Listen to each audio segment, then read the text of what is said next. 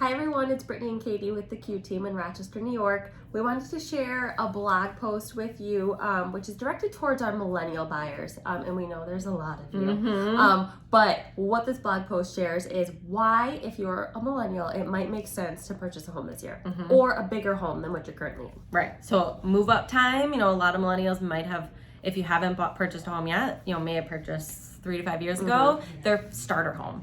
Obviously, when you're in a home for a couple of years, the intention for a starter home usually is to kind of get you started and then move up when that next, life transition happens. So for a lot of us that are millennials, obviously we are, that life transition is happening right now for a lot of us. With everything, the world the way it is, there's a lot of unknowns, a lot of uncertainties, a lot of weirdness happening.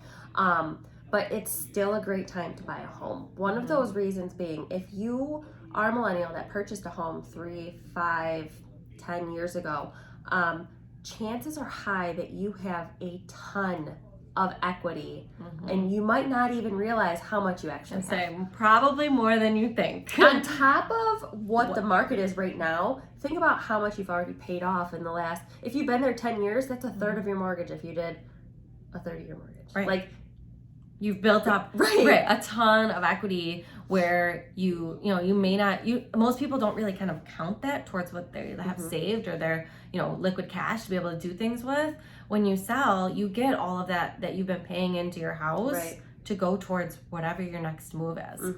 The second reason, so basically, number one is you have all this equity that might be able to offer you more than what you thought you could move up to last time. Because if if you're able to take advantage of the market, get top buck, get over asking high market value, you may have additional tens of thousands of dollars to work with. Right. Or be able to make the move seamlessly and not have to touch your own personal savings. Right. Totally.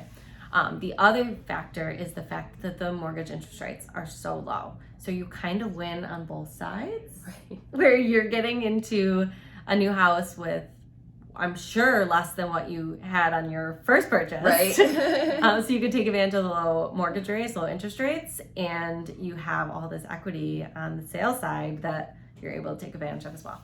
So read through the blog post. If you have concerns over, where am I going to go if I sell my house? We did do a previous video on that. So you can either click back through and find it, or just send us a quick message. We can send you a link to that video on how that can be a possibility. Yep. So any questions, reach out, like, share, comment, go read the blog and let us know what you think and any questions you have from it.